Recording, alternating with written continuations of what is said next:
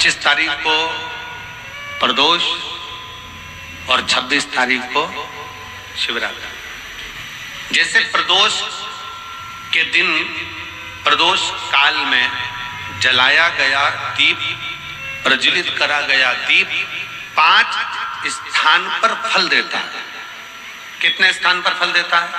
5 स्थान पर।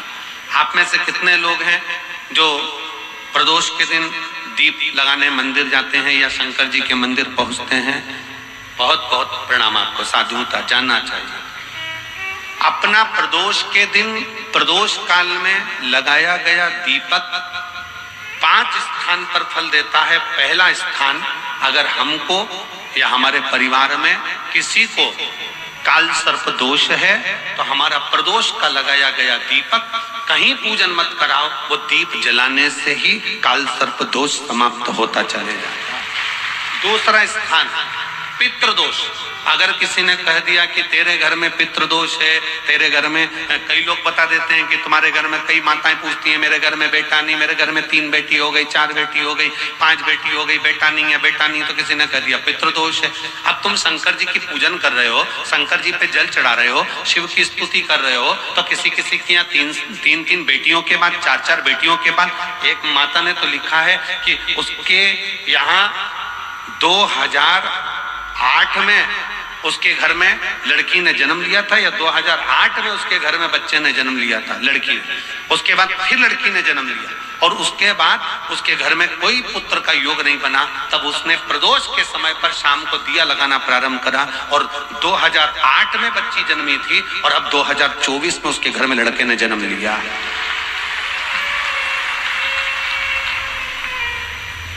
दो 2024 में उसके घर में पुत्र ने जन्म लिया। वो बेटी होगी यहाँ पर कहीं ना कहीं, जिसके घर में बेटे, पहले की लड़की हुई, फिर 2 जुड़वा लड़की हुई, जुड़वा लड़की में से एक लड़की शांत हो गई, फिर आखिरी में बच्ची के कारण बस संतान प्राप्ति का योग नहीं बना। आखिरी में उसने फिर पुनः भगवान शंकर के प्रदोष काल में दीप जलाना प्रारंभ कर। कहीं बैठी हो तो हाथ हिला सकती हैं, अगर कहीं बैठी हो।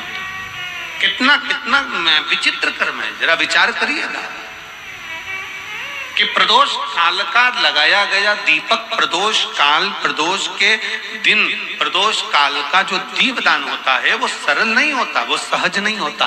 5 स्थान की पूर्ति करता है। पहला, जम के बोलो, पहला स्थान किस चीज के लिए? काल सर्प दोष के लिए। दूसरा पितृदोष। कैसा भी तुम्हें कोई पितृदोष बता दे, कितना भी तुमसे कोई कह दे कि तेरे घर में पितृ का दोष है, तेरे घर में ये दोष है, अगर आप प्रदोष के दिन, प्रदोष काल में, अर्थात सूर्य अस्त के समय के 2:45 तक का जो समय होता है, 2 घंटे के समय का, उसके अंतर्गत अगर आप प्रदोष काल के समय में भगवान शंकर को दीप लगाने के लिए अगर पहुंचे हो तो वो आपको फल देगा ही, पितृ दोष का निवारण होगा ही। चाहे तुम कुछ करो चाहे मत करो, वो पितृ की शांति करा दे। दूसरे नंबर पर है पितृदोष। तीसरे नंबर पर है वास्तु दोष। हमारे घर का, अब एक बहुत सावधानी से श्रवण करने वाला विषय है।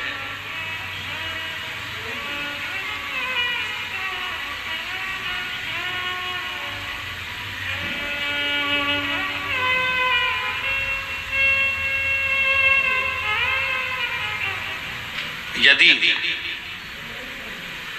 वंश की वृद्धि नहीं है,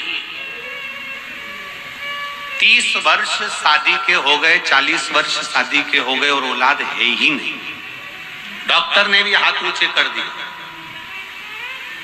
टेस्ट पे भी करवाया, IVF करवाया, सब कुछ तुमने करवा लिया, तो भी औलाद नहीं है, तब आखिरी में एक काम चालू करो, प्रदोष का दिन दोनों पति पत्नी व्रत चालू कर दो प्रदोष का, और प्रदोष काल में शाम के समय जाकर एक ही दिए में 2 लंबी बाती जानते हो ना, रुई की लंबी कपास की बाती 2, और दोनों बाती एक ही दिए में रखकर पति पत्नी दोनों उसको प्रज्वलित करना प्रारंभ करें।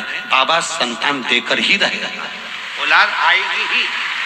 दीप की जो बाती में अंतर आ जाता है, एक गोल बाती में और लंबी बाती में अंतर आता है, बहुत अंतर आता है। पितरों के लिए गोल बाती का प्रयोग बहुत कम होता है महाराज, देवी जी के लिए, माता रानी के लिए, जगत जननी के लिए गोल बाती का प्रयोग बहुत कम होता है महाराज, ध्यान रखिएगा। एक पितर के लिए, एक जगत जननी जगदम्बा दुर्गा भवानी के लिए गोल बाती का प्रयोग कम होता है, लंबी बाती का प्रयोग ज्यादा होता है। क्यों? क्योंकि हमारे घर की कुल देवी और हमारे घर के पितर हमारे वंश की वृद्धि करें, इसलिए लंबी बाती रखी जाती है, जिससे हमारा वंश बहुत लंबा चले, बहुत उन्नति की ओर बढ़े, इसलिए लंबी बाती का प्रयोग किया। शिव महापुराण की कथा कहती है 5 जगह पर हमारा जलाया गया एक दीप जो प्रदोष के दिन प्रदोष काल में लगाया जाता है, 5 जगह पर भारी पड़ता है। पहले नंबर पर जम के बोलते जाओ, काल सर्पदोष। दूसरे नंबर पर पितृदोष। तीसरे नंबर पर घर का वास्तु दोष। हमारे घर में कितना भी वास्तु दोष है, कोई ने कह दिया यहाँ बाथरूम नहीं बनना थी, यहाँ पर शौचालय नहीं बनना था, यहाँ सीढ़ी नहीं बनना थी, वो सीढ़ी वहां बनना थी, ये सीढ़ी वहां बनना थी।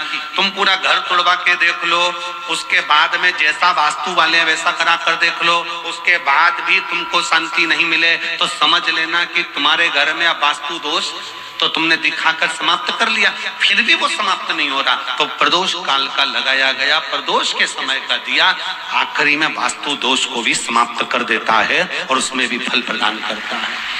काल सर्प दोष, पितृदोष, वास्तु दोष। चौथे नंबर पर 1 रुपया कमाया, 1.25 रुपये खर्च हुआ, पैसा आया गया, ये चौथे नंबर का। व्यापार में थोड़े दिन दुकान अच्छी चली, थोड़े दिन बैठ गए, थोड़े दिन काम चला, थोड़े दिन बैठ गए, गाड़ी चली थोड़े दिन फिर बैठ गए, अर्थात हमारी फैक्ट्री थोड़े दिन चली फिर बैठ गए, कहीं ना कहीं तकलीफ, थोड़े दिन खाते थोड़े दिन रोते वाला चल रहा है। तो प्रदोष काल का, प्रदोष के समय का दिया इस दुख को समाप्त कर कर रेगुलर एक जैसी सांझी, एक जैसी लक्ष्मी की वृद्धि करते चले गए, प्रदोष काल का। और 5वें नंबर का प्रदोष काल का दिया, प्रदोष समय का दिया 5वें नंबर पर रोग का निवारण का, रोग निवारण।